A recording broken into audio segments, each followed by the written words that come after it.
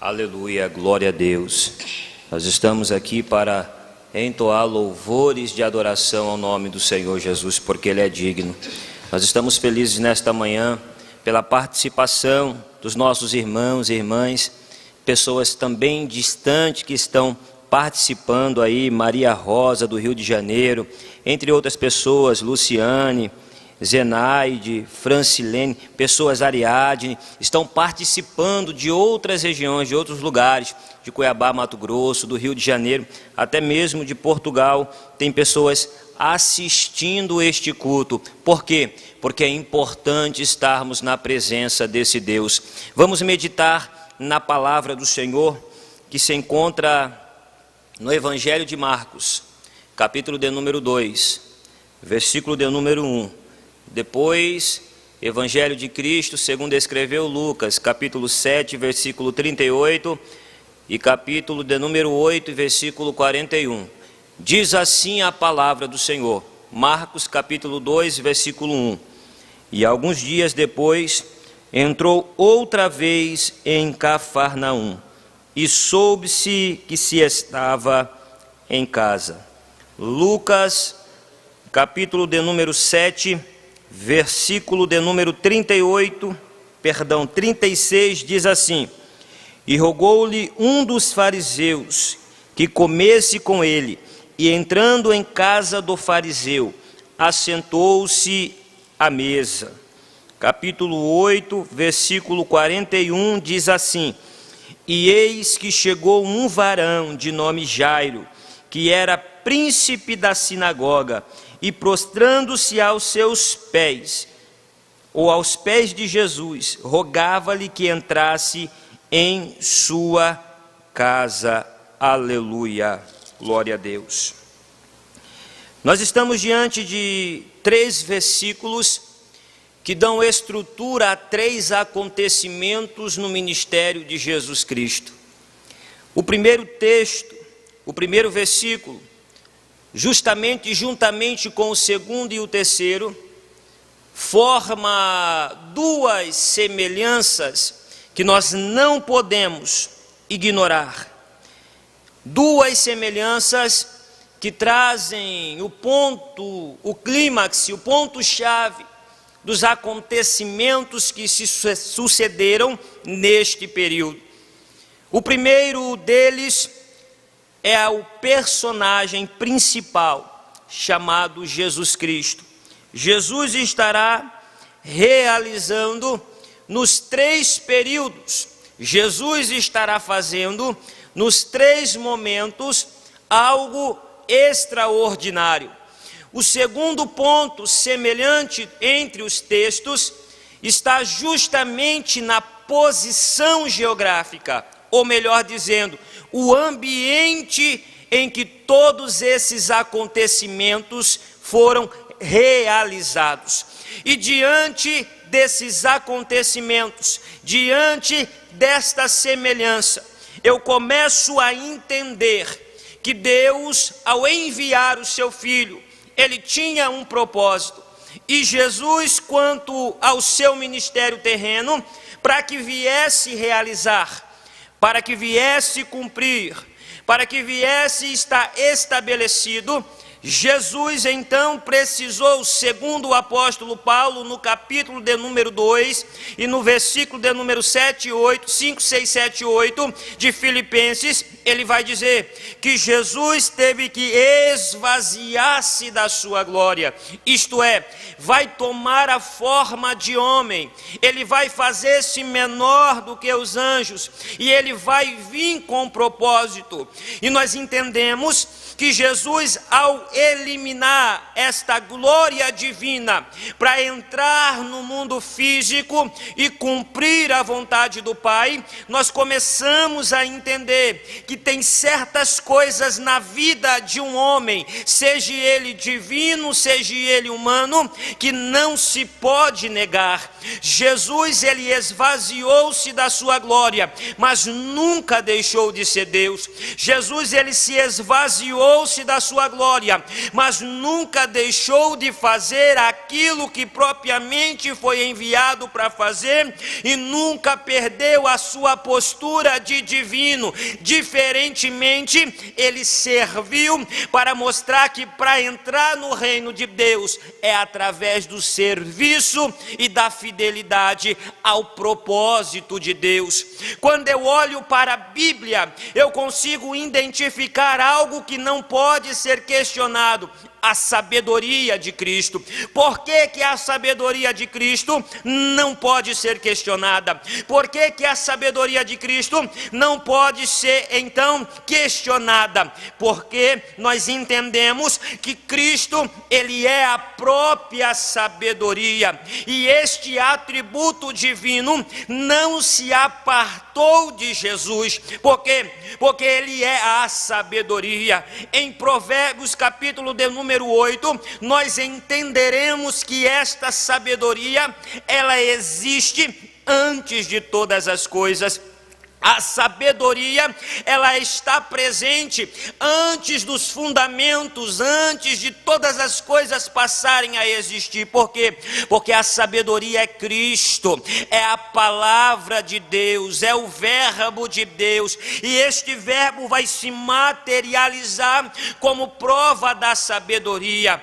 Paulo diz que ele esvaziou-se da sua glória, mas em nenhum momento Jesus deixou de ser sábio, como sempre foi. E nós vamos entender pouco a respeito da infância, da juventude e do início da maturidade da vida de Jesus, porque a Bíblia não nos dá estas informações. Mas quando lembro ou leio em Lucas capítulo de número 2, eu entenderei que com aproximadamente 12 anos de idade, Jesus foi esquecido pelos seus pais em Jerusalém. E quando foram procurar a Jesus, quando foram atrás de Jesus, encontraram ele na sinagoga, no templo, indagando, questionando e respondendo. E as pessoas que os ouviam, as pessoas que estavam presentes, as pessoas que então estavam determinadas a conhecer mais de Deus, se impressionaram. De repente, os seus pais questionam o seu desaparecimento, e Jesus vai dizer: eu estou fazendo ou tratando dos negócios de meu pai. Aleluia!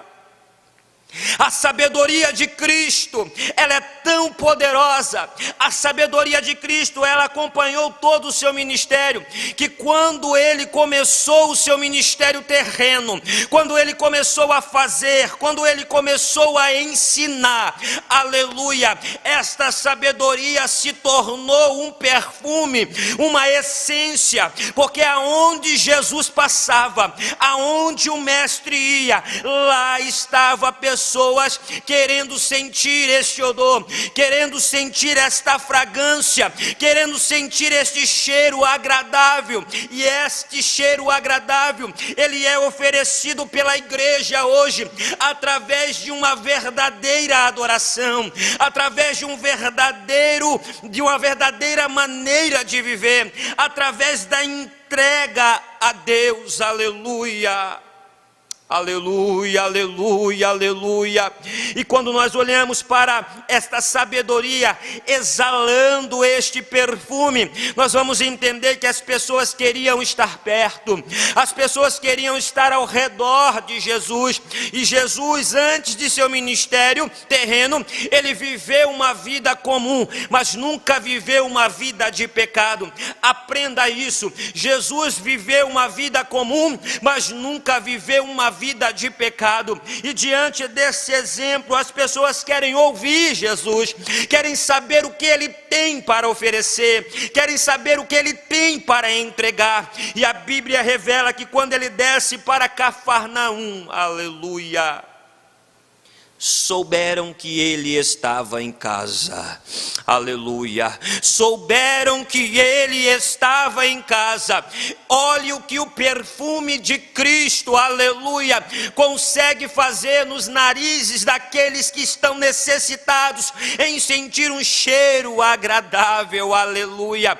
Encheram a casa de Jesus, completaram, preencheram todas as partes, até mesmo as partes que davam acesso ao ambiente em que Jesus estava. E de repente, aleluia, a palavra de Deus diz que eles anunciavam a palavra, ele anunciava a palavra. E eu começo a aprender as lições do ministério de Cristo que eu preciso replicar na minha vida. Aleluia. Jesus fez da sua casa uma congregação. Aleluia, aleluia. Nós precisamos entender que a nossa casa não é diferente da casa de Jesus. A nossa casa não é diferente da casa do Mestre. A nossa casa hoje habita o chamado Espírito de Deus. Então, aonde nós estivermos, aonde a gente colocar a planta dos nossos pés, seja o nosso habitáculo físico ou seja o nosso habitáculo espiritual, lá tem que estar o Senhor operando sobre as nossas vidas. Aleluia. Jesus pega a sua casa agora, aleluia, e começa a anunciar a palavra. Por que a palavra? Porque a palavra liberta.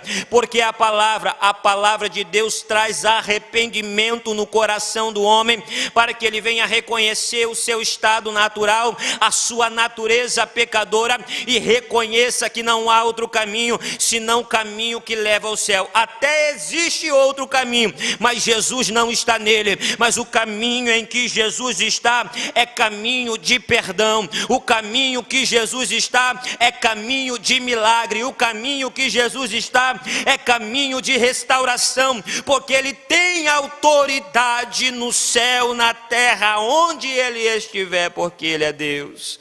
Aleluia. De repente é trazido por 4 pessoas um paralítico. Alguém que estava impossibilitado de firmar sobre os seus pés, alguém que não podia caminhar sozinho, alguém que precisava e vivia na dependência de outras pessoas, alguém que precisava e dependia de ser carregado e estava impossibilitado de ter acesso livre aonde desejar. De repente, ao chegarem, depararem com a multidão e a dificuldade, muitas pessoas voltaria outro dia, outras pessoas desistiriam, quem sabe outras pessoas abandonariam, mas a minha Bíblia diz que essas quatro pessoas não abandonaram aquele homem sobre o leito. Sabe por quê? Porque a fragrância do perfume de Cristo já estava cheirando, aleluia, sobre a vida daquele, já estava chegando às narinas daquelas pessoas, e eles tinham a certeza que Jesus estava ali pronto a atender. Aleluia, aleluia. Nós precisamos aprender a carregar paralítico. Tem uma lição muito importante nesse texto. Nós precisamos aprender a carregar paralítico. Quem é o paralítico hoje em dia? Tem pessoas que não têm a mesma força que você. Tem pessoas que não têm a mesma facilidade para entender e absorver as revelações celestiais e contidas na palavra. Tem pessoas que são impulsivas. Tem pessoas que são sanguíneos, tem pessoas que têm um temperamento forte. Isto não quer dizer que o reino de Deus não foi feito para esta pessoa. O que ela precisa é de alguém que a carregue e leve até Jesus, e Jesus pode ensinar essa pessoa a começar a andar com os seus próprios pés. Aleluia.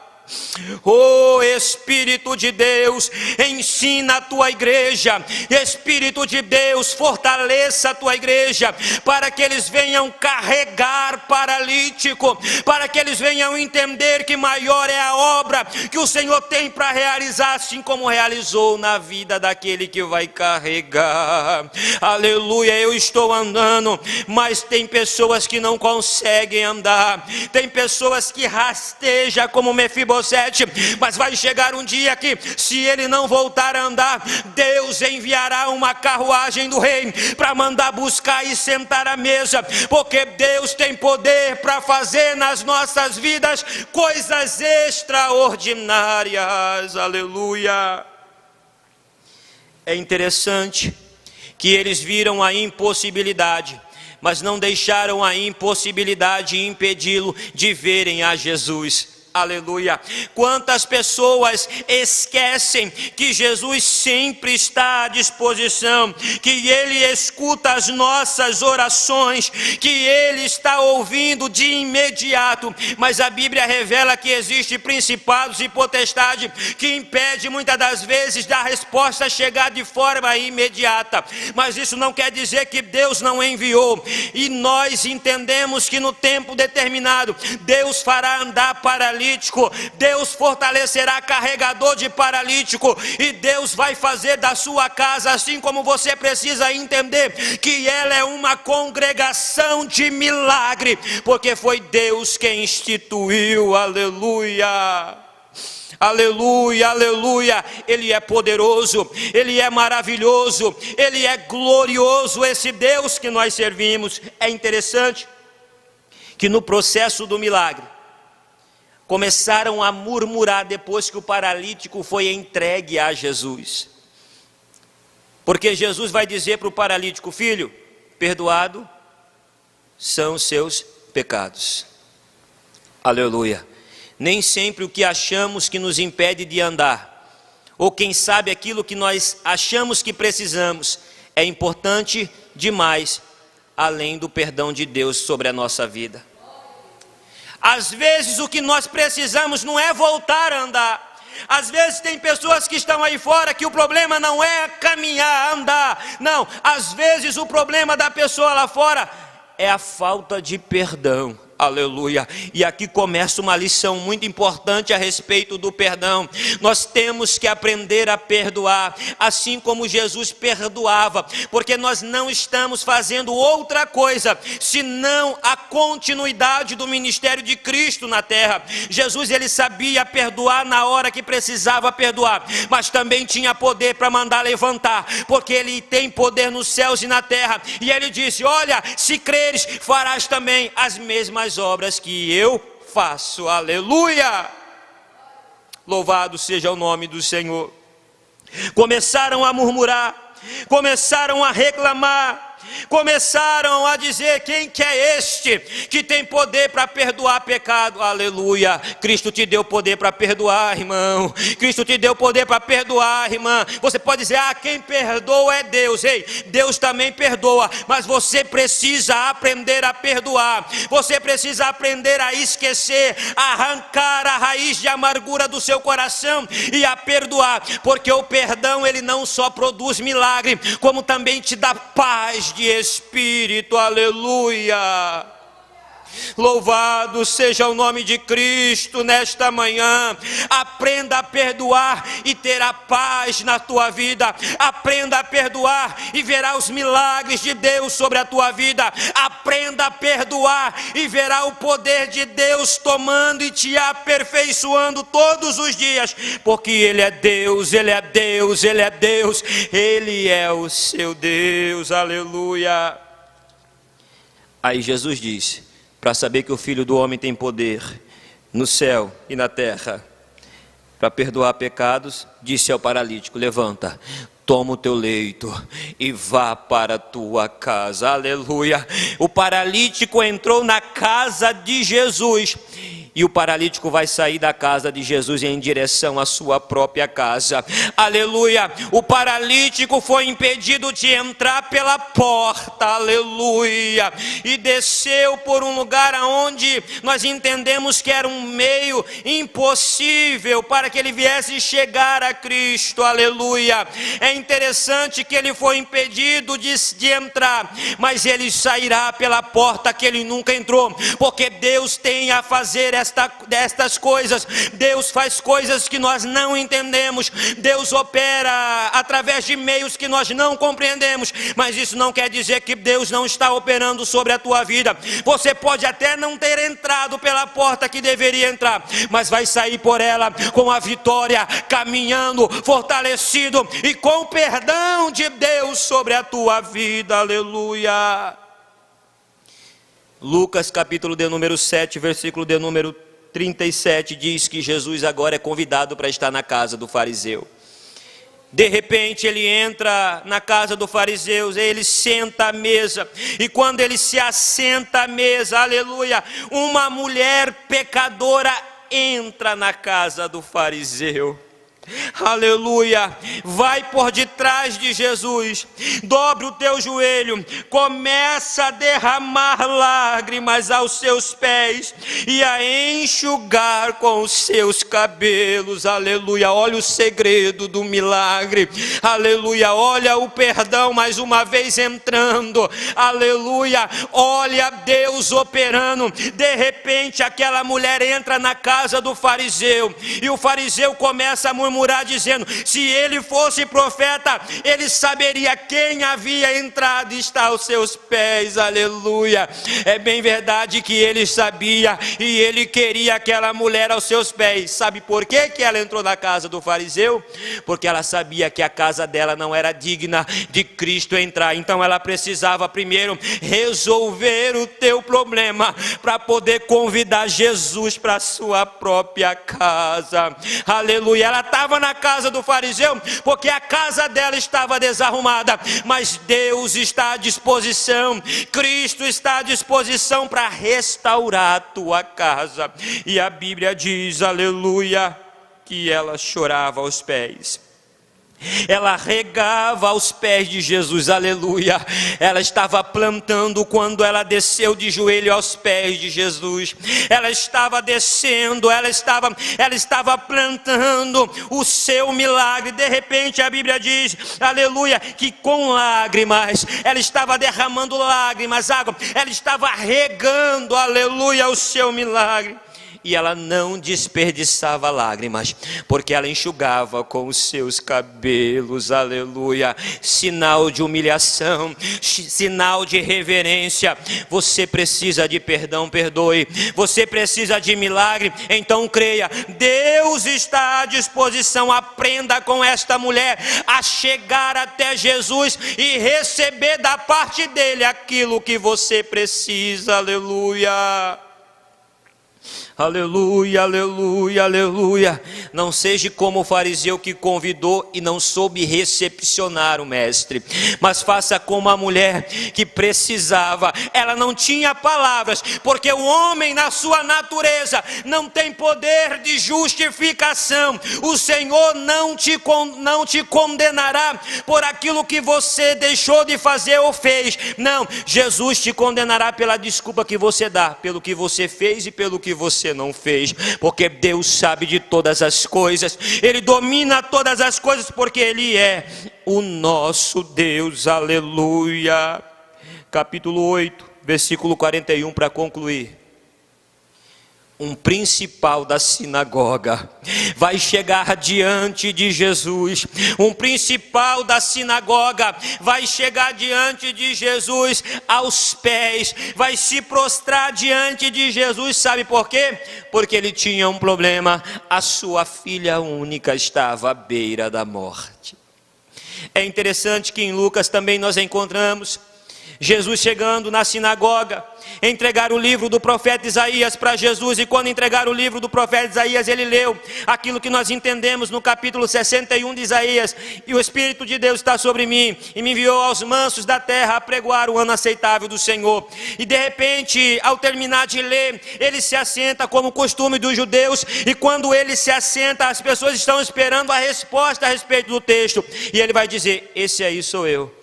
Aleluia, esse aí sou eu. De repente, o principal da sinagoga começa um motim, e querem levar Jesus para lançar de cima do monte de alto a baixo. Aleluia. Era principal da sinagoga. De repente tem um principal na sinagoga, Jesus lá está, e tem um homem com a mão ressequida ou com a mão mirrada. Jesus chega diante dele, ele clama por socorro, Jesus vai curá-lo. Um principal da sinagoga vai questionar porque é sábado, não pode curar. Aleluia. Jesus disse: epa, fazer o bem não importa o dia, importa é que você esteja disponível a fazer o que é bom para os outros diante do Pai. Aleluia. Você precisa aprender, sabe por quê? Porque o fariseu entendia que poderia vir qualquer outro dia, menos naquele dia. Só que o problema é que só tinha culto no sábado na sinagoga. Como que aquele homem receberia o milagre? Aleluia. Então nós começamos a entender que Deus é perfeito demais para deixar você com a mão ressequida. Deus é importante demais e poderoso demais para deixar você sobre um leito. Deus é importante e poderoso demais para impedir você de receber o perdão. Então creia nesta manhã que Deus está operando sobre a tua vida. Creia nesta manhã que Deus está operando sobre a tua casa. Creia nesta manhã que Deus está com você, porque Ele nunca te deixou. Nós abandonamos Ele, mas Ele nunca nos abandona. Aleluia, aleluia. Sabe por quê? Agora o texto revela que um principal da sinagoga está precisando de milagre. Aleluia. E ele dobra os seus joelhos e se humilha, e Jesus prontamente vai dizer: eu vou lá na sua casa, eu vou fazer um milagre. Sabe por quê? Porque quem tem uma filha única não pode deixá-la morrer. Quem sabe a tua filha única, aleluia, é a tua casa, é o teu casamento, é o teu ministério, é a tua palavra, é a tua honra. Não deixe ela morrer, mas se humilhe diante de Deus e veja Deus fazer coisas extraordinárias sobre a tua vida, porque Ele vai fazer, porque Ele é Deus. Aleluia. Nós vamos ouvir mais um louvor com a irmã Suzy. Aleluia. Ela vai estar louvando a Deus e nós estaremos louvando juntamente com ela e rompendo o céu nesta manhã, sabendo que o teu milagre vem do Senhor. Aleluia.